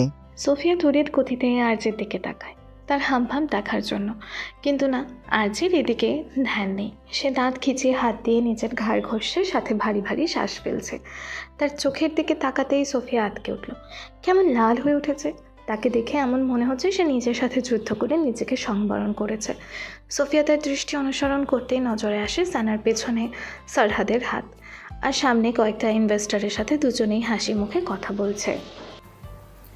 আর যে বিবাহিত এমন একটা নিউজ কেন লুকিয়ে রাখা হলো? ম্যাডাম বলুন, তাহলে আর যে ব্যাপারে সব কি মিথ্যা ছিল? মিসেস সোফিয়া আমাদের জবাব দিন। ক্যামেরা তাক করা সোফিয়ার দিকে, আর ছোড়া হচ্ছে হাজারটা প্রশ্ন। সোফিয়া দাঁতে দাঁত চেপে সবটা গিলছেন, ইচ্ছে করছে এই মুহূর্তে আগুন জ্বালিয়ে দিতে। মস্তিষ্ক ফেটে যাচ্ছে রাগে, মুঠো করা হাত এখনো কাঁপছে। ভাবনার মধ্যে খেলে গেল একটু আগে আর্যের করা কর্মকাণ্ডগুলো। তখন আর্যে অগ্নিদৃষ্টিতে তাকিয়ে সারহাদ ও সানার দিকে। সোফিয়া আর্যের উদ্দেশ্য বুঝেই নিচু স্বরে ফিসফিস করে বলে, listen Rono, it's important, mister ড্যানিয়েলকে হাতছাড়া করা যাবে না। অদূরে দাঁড়িয়ে থাকা ড্যানিয়েল ফের বলে, marry my daughter. Rono, say yes. এইবার আর্যের রাগের পারদ ভেঙে পড়ল। সমস্ত বাদ ভেঙে এক ঝটকায় সরিয়ে দিল সোফিয়ার হাত। অবস্থান, কাল, ক্ষণ সব ভুলে ড্যানিয়েলের দিকে তাকিয়ে রুক্ষস্বরে বলে, ফাক ইউর ডটার। পাশে দাঁড়িয়ে থাকা সোফিয়া চিৎকার করে ওঠে। রনো, আর্যে তাকে থামিয়ে তার দ্বিগুণ তেজ নিয়ে গর্জে ওঠে, এনাফ ইজ এনাফ মম, আমি তোমাকে শুরুতেই বলেছি বিষয়টা সানা হলে পৃথিবীর সবকিছু মূল্যহীন আমার কাছে। আর্যের এমন হুঙ্কারে মুহূর্তে সকলের কেন্দ্রবিন্দু হয়ে ওঠে তারা। আর ক্যামেরাগুলো তো অপেক্ষা করে এমন সব মুহূর্তের জন্য। এক ন্যানো সেকেন্ড দেরি না করে আর্যে ভিড় কেটে ভারী ভারী কদম ফেলে চলে গেল সারহাদ ও সানার দিকে। ততক্ষণে সানাও তার দিকে তাকে। সারহাদ কিছু বুঝে ওঠার আগে আর্যে তাকে জোরে ধাক্কা দিয়ে ফেলে সানার হাত ধরে নিয়ে চলে গেল। হঠাৎ এমন হওয়াতে সারহাদ কদম হিঁচকে পড়ার আগেই পেছন থেকে এসপি তাকে ধরে ফেলে। আর্যে একজন প্রেসের হাত থেকে মাইক্রোফোন নিয়ে মেইন স্টেজে উঠে রমণীর বিস্ময়িত নয়ন জোড়া এখনো সরছে না। আর্যে সানার হাত উঁচু করে ধরে অন্য হাতে মাইক্রোফোন নিয়ে বজ্রকণ্ঠে বাক্য ছুড়ে সবার দিকে। She is my wife. Listen carefully, everyone. Sana belongs to me alone. The one and only Mrs. Ranveer Jawan. The law of my world and the queen of Jevi. My weakness and the reason kingdom burn. তার এমন স্বীকারোক্তিতে সবাই হতভম্ব বাকরুদ্ধ। এত বড় একটা খোলাসা হবে এটা কেউ কল্পনা করতে পারেনি। সবাইকে আরো বেশি অবাক করে দিয়ে আর যে হাতের মাইক্রোফোনটাকে দূরে ছুঁড়ে আঁকড়ে ধরে রমণীর অধৈর্য। রমণী এখনো নিজের বিস্ময় কাটিয়ে উঠতে পারছে না, আর না কেউ। কিন্তু এত সব কিছুর মাঝেও একজনের মুখে উচ্ছ্বাসের কমতি নেই। সে তো আর কেউ না, এসপি। সে হাততালি দিয়ে চিৎকার করে ওঠে। ও তারপর চোখ ঘুরিয়ে চারিদিকে তাকাতেই দেখে সবার অদ্ভুত দৃষ্টি। মুহূর্তে ঠোঁটে মেকি হাসি টেনে হাত নাড়িয়ে বলে, রোমান্টিক সিন, ফোকাস এভরিওয়ান। তার পাশে থাকা সারহাত তখন লেগে ফেটে পড়ছে। তার মুখে রক্ত উঠে এসেছে, চোয়াল শক্ত, চোখে প্রতিহিংসার আগুন। সে এক পা এগোতেই এসপি তার হাত ধরে ফেলে। ব্রো, কোথায় যাচ্ছ? সারহাত নিজের ভাইয়ের দিকে তাকিয়ে থেমে যায়। আর যে পাক্কা 5 মিনিট পর সানাকে ছেড়ে আর অপেক্ষা করে না, একটানে কোলে নিয়ে সিঁড়ি ভেঙে উপরে চলে যায়। এদিকে পুরো হল রুমে ঝড় উঠে যায়, গুঞ্জন ছড়িয়ে পড়েছে, সাথে কয়েকটা হায়নার দৃষ্টি পড়ে সানার উপর। তার মধ্যে প্রথমেই আসে আতিকুর রহমান ছোট ছেলে ফারহানুর রহমান। এসপি তারা যাওয়ার পরে পাশে তাকিয়ে দেখে সারহাদ নেই। তার মোবাইলে সানিতার মেসেজ আসে সে এসেছে। এসপি নিজেও চলে যায় সানিতাকে আনতে। আর যে যেতেই প্রেস ও মিডিয়ার দৃষ্টি ঘুরে যায় সোফিয়ার দিকে। প্রশ্ন ছুটে আসে একটার পর একটা। সোফিয়া দাঁড়িয়ে থাকে নিখুঁত ভদ্রতায়, ঠোঁটে হাসি মাপা, মার্জিত, প্রশিক্ষিত। মুহূর্তে গার্ডস এসে তাকে আটকে দেয়। এই মুহূর্তে তাকে শান্ত থাকতে হবে। লম্বা একটা শ্বাস টেনে নিয়ে ঠোঁটের কোণে মেকি হাসি দিয়ে মালিহার দিকে তাকায়। মালিহা বেটা, এই রনো। তাকে বাক্য সম্পন্ন করতে না দিয়ে হাত উঁচিয়ে থামিয়ে দিল মালিহা। শক্ত কণ্ঠে বলে, মালিয়া হারপিতের ম্যারিড ম্যানে কোনো ইন্টারেস্ট নেই, বাট আপনার ছেলের চয়েস দেখে আমি শিহরিত। এমন একটা মিডল ক্লাস মেয়েকে বিয়ে করেছে, আনবিলিভেবল। Daddy, let's go. সোফিয়ার ইচ্ছা করছে এই মেয়ের দুই গালের ঠাস ঠাস দুইটা বসাতে। তারপরও দাঁতে দাঁত চেপে তার কথাটা হজম করে ড্যানিয়েলের দিকে তাকায়, যাকে কোনো মতে হাতছাড়া করতে পারবেন না তিনি। মিস্টার ড্যানিয়েল, আমি চাই আজকে আপনি আমার মেনশনে থাকবেন। বুঝতেই তো পারছেন পরিবেশ উত্তাল। কিন্তু মালিহা গো ধরে বসে আছে, সে থাকবে না। সোফিয়া অনেকবার বলার পর ড্যানিয়েল রাজি হয়। সোফিয়া মুসাবের সাথে তাকে ওপরে পাঠিয়ে নিজে চলে গেলেন পরিস্থিতি সামলাতে। রাগে গজগজ করে সব স্বীকার করে নিল সোফিয়া। যদি এখানে রণ থাকতো তাহলে সবগুলোকে এখনই মেরে ফেলতেন তিনি। একটা খবরও বাইরে যেত না। রুমের দরজাটা বন্ধ হতেই আর্যের ভেতরের সহনশীলতার সব বাঁধন ভেঙে যায়। আর্য এক মুহূর্ত দাঁড়িয়ে থাকে, তারপর ধীরে ধীরে ঘুরে সানার দিকে তাকায়। তার শরীর কাঁপছে রাগে, বুক ওঠানামা করছে ভারী শ্বাসে, চোখ দুটোতে যেন আগুন জ্বলছে। নিভু নিভু নয়, পুরো অগ্নিশিখা। চেপে ধরে রমণীকে দেয়ালের সাথে, রুক্ষ স্বরে হিসিয়ে বলে, তোমার সাহস কিভাবে হয় আমার নিষেধাজ্ঞা উপেক্ষা করার? সানা কিছু বলতে চায় কিন্তু আর্য থামিয়ে দেয়। একদম চুপ। আর্য আর একটু এগিয়ে এসে দূরত্ব মিটিয়ে নেয়। বাতাস ভারী হয়ে ওঠে, তার চোখে মুখে পাগলামো। ওই সারহাদ তোমাকে ছুঁয়েছে? তার হাত দুটো মুঠো হয়ে আছে, আঙুলগুলো এত শক্ত করে বাঁকানো যে শিরা ফুলে উঠেছে। সানা বিস্ময়িত চোখে তাকিয়ে, কে তাকে ছুঁয়েছে সে বুঝতেই পারছে না। রণবীর? কিন্তু না, বিপরীত পাশের মানবের তার কথায় কোনো ধ্যান নেই। সে হঠাৎই দেয়ালে ঘুষি মারে, শব্দটা ঘর কাঁপিয়ে তোলা। তারপর সানার দুই হাতের বাহু শক্ত করে ধরে নিজের দন্ত পাটি পিষে বলে, ওয়াইফি, তুমি চাইছো আমি তোমাকে 4 দেয়ালে বন্দি করি? ইউ নো হোয়াট, এখন আমি এটাই করবো। আর সহ্য করতে পারলো না সানা। আর যে এত জোরে তার হাত ধরেছে যেন এই মুহূর্তে চামড়া ভেদ করে নখ দেবে যাবে শরীরে। ব্যথায় বারবার কুকড়ে উঠছে রমণী। হঠাৎ ঠাস করে মেরে দিল আর্যের গালে এক থাপ্পড়। এটা আর্যের হাত আলগা হয়ে এলো। সানা ধাক্কা মেরে তাকে সরিয়ে দিল। স্টপ ইট রণবীর, উনি আমায় টাচ করেনি। আমি এতটাও ভালো নই যে কোনো পরপুরুষ আমার ছবি আর আমি চুপ করে থাকবো। রমণী কিছুক্ষণ থেমে ফের বলে, ইউ নো হোয়াট, এখন আমি কথা বলার মুডে নেই। আর না আপনি, এ বিষয়ে আমরা পরে কথা বলবো। এই বলে সানা এক কদম এগোতেই আরজে নিজের মধ্যে ফিরে আসে। সে এতক্ষণ কি করছিল বুঝতে পেরে রমণীকে পেছন থেকে জড়িয়ে ধরে, বিচলিত কণ্ঠে আওড়ায়, I'm so sorry, Jan. Sorry, my love. I'm sorry. I never meant to hurt you. I don't know. ওই সময় আমার কি হয়ে গিয়েছিল? সানা নিজের দাঁত খিচিয়ে আরজের হাত ছাড়ানোর চেষ্টায়। এতে আরজের বাঁধন আরো শক্ত হলো। তার চুল সরিয়ে নরমভাবে চুমু রাখলো ঘাড়ে ও গ্রীবাদেশে। সানা আবারও বলে, রণবীর লিভ মি। আরজে তার কানের লতিতে চুমু খেয়ে কাতর কণ্ঠে আওড়ায়, I need you right now, my love. Your Ranveer needs you the most right now. Please, let me calm down. এই বলে সানাকে ঘুরিয়ে একটানে জিভ খুলে নিল। রমণীর মুখ কিছু বলার পূর্বেই আরজে হামলে পড়ে তার অধরে। ওই অবস্থায় তাকে কোলে তুলে নিয়ে যায় বেডে। পুরো কক্ষ দুই কপত কপতের শ্বাসে ভারী হয়ে ওঠে। জাওয়ান ম্যানশনের একটা রুমে সারহাদ হাঁটু গেড়ে নিচে বসে। পুরো রুমের অবস্থা বেহাল। দেখে মনে হবে কেউ তাণ্ডব লীলা চালিয়েছে। সেটা আর কেউ না, সারহাদ। সে বুকের কাছে শার্ট মুঠো করে ধরে। শ্বাস নিতে কষ্ট হচ্ছে। ঘরের বাতাস যেন ভারী লোহার মতো চেপে বসেছে। বুক ওঠানামা করছে দ্রুত। কপাল বেয়ে ঘাম নামছে নাকি চোখের ভেতরের আগুন গলে বের হচ্ছে বোঝা যায় না। হঠাৎ সে আবারও চিৎকার করে ওঠে। দুই হাতে মাথা চেপে ধরে। আঙুলের ফাঁক দিয়ে বেরিয়ে আসে কাপা শ্বাস। কিয়ৎকাল পর রুমে প্রবেশ করে এজাজ। বস, ফাদার আপনাকে ডাকছে। সারহাদ উঠে নিজেকে সামলে বেরিয়ে পড়ে এজাজের সাথে। আরজের উন্মুক্ত বুকে মাথা রেখে শুয়ে আছে সানা।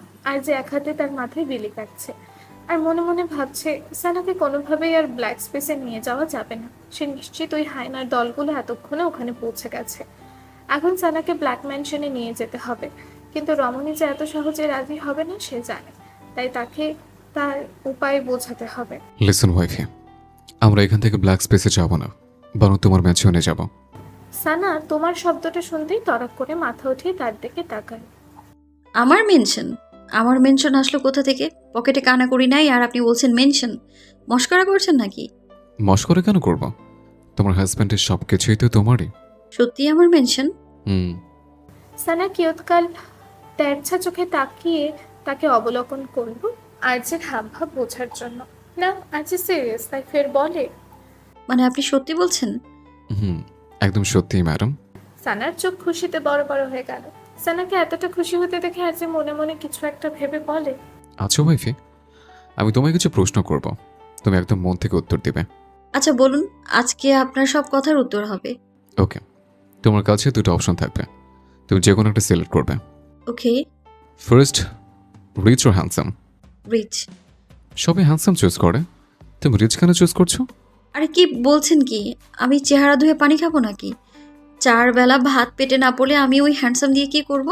ওই হ্যান্ডসামের থেকে তো টাকাওয়ালা আরো ভালো। আরজে অবাক চোখে তাকে দেখলো। তারপর একটা ঢোক গিলে আবার বলল, rich or famous? Rich. Rich or? RJ বাকিটা বলার আগেই সানা তড়িঘড়ি করে বলে, রিচ রিচ। আরে তুমি তো বাকিটা শুনলেই না। বাকিটা শুনলেও আমি রিচই নিতাম, না শুনলে আমি রিচই নিতাম। আরজে একটা দীর্ঘশ্বাস ছেড়ে ফের শুধালো, রিচ অর সেলিব্রিটি? আরজে মনে মনে ভাবছে এবার নিশ্চয়ই তার ওয়াইফ তাকেই সিলেক্ট করবে, কেননা সে এত বড় একজন সেলিব্রিটি। তার মনের কোণে ক্ষীণ আশার আলোর ওপর রমণী এক বালতি জল ঢেলে বলে, রিচ। এবার আরজে কপাল কুঞ্চিত করে সন্দিহান গলায় জানতে চাইলো, সত্যি করে বলো, তুমি আমাকে বিয়ে করেছো কেন? আপনি রিচ এজন্য। ইউনো, মা যখন বললো আপনাকে বিয়ে করতে, আমি আগে আপনার নেট ওয়ার্থ দেখেছি। আমি জানি মেয়েদের বিয়ের পর কাঁদতে হয়, কিন্তু আমার প্ল্যান, আমি কেন ফ্যানের নিচে বসে কাঁদবো? কাঁদলে আমি এসির নিচে বসেই কাঁদবো। আমি ভীম দিয়ে হাঁড়ি পাতিল মাজতে পারবো না, আমি হ্যান্ড ওয়াশ দিয়ে হাঁড়ি পাতিল মাজবো। সানার এমন যুক্তি শুনে আরজের চোখে বিস্ময়। যদি আমি রিচ না হতাম, তুমি আমাকে বিয়ে করতে না? ধুর, বিয়ে করা তো দূরের কথা, ফিরেও তাকাতাম না। আরজের এবার রাগ হলো। সে শক্ত কণ্ঠে কিছু বলার আগেই হঠাৎ সানা ঘর ফাটিয়ে হেসে দিল। তার হাসির ঝংকারে আরজের ওঠা রাগ এক মুহূর্তে গলে পানি। সে তার হাসির দিকে তাকিয়ে এক দৃষ্টিতে মনে মনে আওড়ায়, তোমার এই হাসি কখনো না থামুক। একটা দানবের মনেই প্রথম ফুল ফুটিয়েছে তোমার এই হাসির ঝংকার। আই প্রমিস ওয়াইফি, তোমার হাসির রক্ষার্থে তোমার রণবীরকে যত দূর পর্যন্ত যেতে হয় আমি যাব, প্রয়োজনে পৃথিবীর বিরুদ্ধে। তার ভাবনা ছেড়ে কানে আসে ফোনের শব্দ। আরজে ফোন উঠিয়ে দেখে জ্যাকের কল। মুহূর্তে সে বুঝে যায় জ্যাক কেন কল দিয়েছে, তাই সে সানাকে রেখে তৈরি হয়ে নেয়। তার আরও কিছু কাজ আছে, সেগুলো মিটিয়ে সানাকে নিয়ে একেবারেই এই মেনশন থেকে চলে যাবে। তবে যাওয়ার আগে সানার কপালে নিজের অধর ছুঁয়ে ভালো করে সতর্ক করে যায় বাইরে তার কাজটা থাকবে, সানা যেন কোনো মতে এই রুমের বাইরে না যায়। ঈশানী নিজের রুমে পায়চারি করছে, তার মাথায় চিকন ঘামের রেখা। সে কি করবে বুঝতেই পারছে না। মাস্টার এই নিয়ে 5 থেকে 7 বার ওকে কল দিয়ে ব্ল্যাকমেল করছে। তার কথা না শুনলে ঈশানীও তার কল রেকর্ডিং আর্যকে দিয়ে দেবে। তার ভাবনার মধ্যে আবারও আসে মাস্টারের কল। ফোন উঠাতেই কানে আসে ঝং ধরা কণ্ঠ। ঈশানী 5 মিনিটের মধ্যে আমার ওকে এখানে চাই। মাস্টার, আপনি বুঝতে পারছেন না, সানার দরজার সামনে আর্যের গার্ড দাঁড়ানো। আমি 2 বার গিয়েছি। আমি সব গার্ড সরিয়ে দিয়েছি, ওকে নিয়ে আসো। কিভাবে? তার মানে ম্যানশনের কেউ আপনার সাথে যুক্ত? সেটা তোমার ভাববার বিষয় না, তুমি তোমার কাজ করো। You have just 10 minutes. এই বলে ঈশানীকে আর কোনো কথা বলতে না দিয়ে কেটে দিল মাস্টার। এদিকে ঈশানী পড়েছে ফাঁসাতে। ইয়ৎকাল ভেবে সে পা বাড়ায় আর্যের রুমের দিকে। রুমের সামনে এসে ঈশানী চারিদিকে তাকিয়ে দেখে সত্যি সত্যি কেউ নেই। সে দরজা টোকা দিতেই ভেতর থেকে আওয়াজ আসে সানার। কে? আমি ঈশানী। সানা মাত্র শাওয়ার নিয়ে বেরিয়েছে, নিজের চুল শুকাচ্ছে আর আর্যকে এক কাঁধে ফালি দিচ্ছে। এই লোকের জন্য তাকে এত রাতে শাওয়ার নিতে হচ্ছে। কিন্তু কারো আওয়াজ আসতেই সে আগে দরজার লুকিং গ্লাস দিয়ে দেখে। নজরে আসে ঈশানীর মুখ। কপালে ভাঁজ ফেলে দরজা খোলে। সানা দরজা খুলতে ঈশানীর নজর আটকায় আর্যের শার্টের ওপর, যেটা সানার গায়ে জড়ান। তাই নাকের পাটাতন ফুলিয়ে বলে, তোর কি কোনো কাজ নেই সারাদিন শুধু আর্যের শার্ট পরা ছাড়া? বিপরীত পাশের রমণী ভীষণ বিরক্ত। কোথাও কি শান্তি নেই কান্নাগিনীর জন্য। কোথাও সে একটু ঘুমাবে, এসে হাজির তার সাথে ঝগড়া করতে। তুই কি এসব ফালতু কথা বলার জন্যই এসেছিস? ঈশানী একটু দীর্ঘশ্বাস ছেড়ে কোনো ভনিতা ছাড়াই বলতে শুরু করে, আমার তোর সাথে কিছু কথা আছে, বাইরে আয়। কিসের দরকার? এখানেই বল, আমি বাইরে যেতে পারবো না। কাজটা ইম্পর্টেন্ট, তুই একটু বাইরে আয়। সানা কিছুতেই রাজি হচ্ছিল। ঈশানী এভাবে আরো 5 মিনিট বলার পর সানা রাজি হয়। সে নিজে ড্রেস চেঞ্জ করে ঈশানীর সাথে বেরিয়ে পড়ে। দুজনে করিডোরে হাঁটছে, এমন সময় সানার নজরে আসে দূরে দাঁড়িয়ে থাকা মালিহা, যে গার্ড ছাড়াই ম্যানশনে ঘুরে দেখছে। সানা তাকে দূর থেকে দেখেই চিৎকার করে ওঠে, আহ কালনাগিনি, তোর যমজ বোন, লাল চুলওয়ালা পেতনি। ঈশানী সানার চিৎকারে কোনো দিকে না তাকিয়ে তাকে জড়িয়ে ধরে আতঙ্কিত হয়ে বলে, কোথায় পেতনি, কোথায়? আবে সামনে দেখ। ঈশানী সামনে তাকাতেই নজরে আসে মালিহাকে, যে নিজের কাঁধ সমান সিল্কি চুলগুলো নাড়িয়ে চারপাশে দেখছে। একে চিনতে ঈশানীর একটু অসুবিধা হলো না, কেননা যখন ড্যানিয়েল আর্যকে বিয়ের প্রস্তাব দিচ্ছিল তখন সে ওখানেই ছিল। ড্যানি, তোর ব্রেনের সাথে তোর চোখও গেছে। এটা জলজান্ত মানুষ। কি? এটা মানুষ? এমন জোকার সেজে আছে কেন? তুই জানিস ওর জন্য কত ছেলে পাগল? পাগলে পাগল চেনে, রতনে চেনে ধন, হ্যান্ডসামরা চেনে সানাকে, পেতনি চায় কোনজন? তোর মাথায় কবিতা আসে কোথা থেকে? সানা ঈশানীর দিকে তাকাতেই দেখে ঈশানী তাকে জড়িয়ে ধরে আছে। এক ঝটকায় সরিয়ে দিল তাকে। ছাড় আমার কালনাগিনি, আজকাল তোর উদ্দেশ্য আমার ভালো ঠেকছে না। যেখানে সেখানে আমাকে শার্ট খুলতে বলিস তুই। ঈশানী বিমূঢ় দৃষ্টিতে তাকে, তার ইচ্ছা করছে হাত পা ছড়িয়ে ছোট বাচ্চাদের মতো কাঁদতে। পরের মুহূর্তে মাথায় দুষ্ট বুদ্ধি এঁটে নিজেকে সামলে বলে, তুই জানিস এই মেয়েটা আর্যকে বিয়ের প্রস্তাব দিয়েছে পার্টিতে? সত্যি? হুম। রণবীর কি বলেছে? ও না করে দিয়েছে। হঠাৎ সানা মেয়েকে সরে কান্না জুড়ে দিল। ঈশানী বুঝলো না তার কান্নার কারণ। হয়তো তার খারাপ লেগেছে এইভাবে বলে। আই নো তোর খারাপ লাগছে, কিন্তু আর্য সত্যি না বলে। তার কথা থামিয়ে সানা বলে, আরে ধুর, কিসের আর্জি? আমি কাঁদছি কেননা একটা বিয়ে খাওয়া মিস হয়ে গেল। আমার হাজব্যান্ড হলেও আমাকে দাওয়াত তো দিত, কবজি ডুবিয়ে খেতাম আমি, মিস হয়ে গেল রে। ঈশানী চল ঝুলে যাওয়ার উপক্রম। সানা মুখে এটা বললেও মনে মনে চলছে অন্য কথা। যদি ওই রণবীর হ্যাঁ বলতো তাহলে এতক্ষণে সে থাকতো ওপরওয়ালার স্মরণে, আর সবাই থাকতো ওর জানা যায়। ভাগ্যের জোরে বেঁচে গেছে বেটা। তারপর ঈশানীর দিকে তাকিয়ে বলে, চলো ওই লাল পেতনির একটু ক্লাস নিয়ে আসি। এই বলে সানা এগিয়ে গেল মালিহার দিকে। সানাকে দেখেই মালিহার 1 সেকেন্ডও লাগলো না তাকে চিনতে। সে পার্টিতে খুব ভালো করে দেখেছে। যদিও আর্যের উপরে সে ক্রাশ খেয়েছিল, কিন্তু আর্যের মতো এমন একটা হ্যান্ডসাম ছেলের বউ হিসেবে সে এই মেয়েটাকে মানতে পারছে না। তাই তাচ্ছিল্যের স্বরে বলে, সহ তুমি আর যে রয়? ঠিক ধরেছিস পেতনি, এখন তোর নাম বল। মালিহা বুঝলো না সানার সম্বোধনের মানে, তাই সে হাত দিয়ে চুলগুলোকে ফ্লিপ করে বলে, মাই নেম ইজ মালিহা। কোন বাগানের মূলা? আই মিন মালি। What nonsense, it's Maliha. আরে আমি মালি তো বলছি, মালিহা। বাগানের মালি। মালিহা হাত পা ঝাড়া দিয়ে আবারও বলে, ইটস মালিহা। তুমি কানে শুনতে। সানা হাত উঠিয়ে থামিয়ে দিল তাকে। শোন বাগানের মালি, তুই যতই মুখ চোক্কা করে বলিস না, ওই মালিই থাকবি, মালকিন হবি না। তারপরে লাইন বল। Oh my god, it's not Mali, it's Maliha Harpit. এদিকে তাদের কথোপকথন শুনে ঈশানী হাসতে হাসতে পেটে হাত দিয়ে বসে পড়ে নিচে। সানা অবাক হওয়ার ভান করে আওড়ায়, আবে পেতনি, তুই আর নাম পেলি না, হারপিক রেখে দিলি। অবশেষে তোরা হারপিকটাকেও ছাড়লি না রে। মালিহা রাগের পারদ এবার উচ্চ সীমায়। সে চিৎকার করে বলে, হারপিত, হারপিক, হারপিত।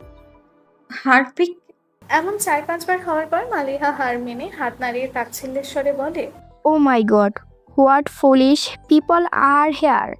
সানা নাকের পাটাতন ফুলিয়ে তার দিকে বাক্য ছুড়ে, শোন হারপিক, তুই যতই উন্নতির কোম্পানির হোস না কেন, কাজ তোর বাথরুমেই থাকবে, বাথরুম থেকে বের হতে পারবি না। তারপর সানার নজর আটকায় তার চুলে। আর মাথায় কি লাগিয়েছিস?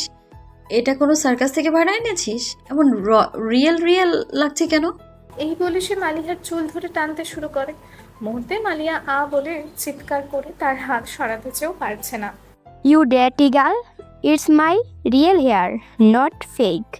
কি রিয়েল কিভাবে হতে পারে? অসম্ভব। এগুলো কোন গ্লু দিয়ে লাগিয়েছিস? ফেভিকল নাকি সুপার গ্লু? মনে তো হচ্ছে পুরো ডিব্বা ঢেলে দিয়েছিস। উঠছে না কেন? এই কালনাগিনি, তুইও এসে টেনে ওঠা। মনে হচ্ছে ফ্রি ফেভিকল পেয়ে পুরো ডিব্বা ঢেলে দিয়েছিস। Ah leave my hair, otherwise I kill you. আব্বে চুপ কর। এগুলোর জন্য তোকে পুরো সার্কাসের জোকার লাগছে। এই কোচোর জন্য আমি দূর থেকে তোকে পেতনি ভেবে 1 সেকেন্ডের জন্য হার্ট অ্যাটাক করিনি। মালিহা বহু কষ্টতে তাকে সরিয়ে আঙুল উঁচিয়ে বলে, এগুলো রিয়েল। এগুলো রিয়েল কি করে হতে পারে? এই কালনাগিনি, তুই একটু ভালো করে দেখ তো। ঈশানী বহু কষ্টে নিজের হাসি চেপে আওড়ায়, হ্যাঁ, এগুলো রিয়েল, কালার করেছে। মানে তুই নিজের স্বাদে গিয়ে জোকার হয়েছিস? এদিকে মালিহা নিজের চুল ঠিক করতে ব্যস্ত হয়ে পড়ে। এবার সানার নজর আটকায় তার ড্রেসের দিকে। সে তাড়াতাড়ি নিজের চোখ ঢেকে বলে, এ বাবা, একে দেখে তো মনে হচ্ছে আমার চোখ আমার থেকেও বড় ভিখারি সে। কেন? দেখ, আমার পকেট ফুটা হলেও আমার জামা কেনার তো টাকা আছে, এর তো জামা কেনারও টাকা নেই। তাড়াতাড়ি 500 টাকা বের করে এঁকে দে তো। ঈশানী তাড়াতাড়ি 2 কদম পিছনে চলে যায়। আমি কেন দেবো, তুই দে। আমি তো নিজেই ফকির, তুই দে। মালিহা নিজেকে ঠিক করে সানার কথা শুনে রাগে কিচকিচ করে বলে, you middle class people, how dare to talking me like that. আব্বে, তোকে সিম্প্যাথি কি দেখিয়েছি? তুই তো একদম মাঠে উঠে গেছিস। দাঁড়া, আমি তোকে সিনারি দেখাবো এখন। সানা তার উপর হামলে পড়ার আগেই ঈশানী তার হাত আটকে টেনে পিছনে নিয়ে যায়। ডানি, চল এখান থেকে। কালনাগিনীর বাচ্চা, ছাড় আমায়, একে আমি সিনারি দেখাবো। ঈশানী তাকে কোনো মতে টেনে ব্যাকইয়ার্ডের দিকে নিয়ে যায়। এদিকে ঈশানী আর সানার দৃষ্টিগোচর হতেই মালিহা একটা স্বস্তির নিঃশ্বাস ফেলে মনে মনে ভাবে, কেন যে সে ডাটির কথা মতো গার্ড নিয়ে আসেনি। সে ঘুরতে এসেছে এমন এক পাগলের সাথে দেখা হবে কল্পনাও করতে পারেনি। তাই কোনো রকমে হাই হিলে ঠকঠক আওয়াজ তুলে চলে গেল সামনে। ঈশানী সানাকে ব্যাকইয়ার্ডে রেখে 1 মিনিটের কথা বলে চলে যায়। এদিকে সানা দাঁড়িয়ে থাকে বিরক্ত, কিন্তু এই কালনাগিনীর আসার নামই নেই। অথচ সানা খেয়াল করলো না, দূর থেকে একজোড়া নীল চোখ তাকে দেখে ঠোঁটে একটু হাসি ঝুলিয়ে বন্দুক নিয়ে তার দিকে এগিয়ে আসছে। এই যে শুনছো মাই প্রিয় শ্রোতা বন্ধুরা, তোমরা শুনছো সিটি অফ লাভ প্রেরিত প্রেমে সিক্ত গল্প। আর আমাদের সাথে পথ চলতে do like, comments and share. আর সাবস্ক্রাইব করতে কিন্তু একদম ভুলবে না। টাটা।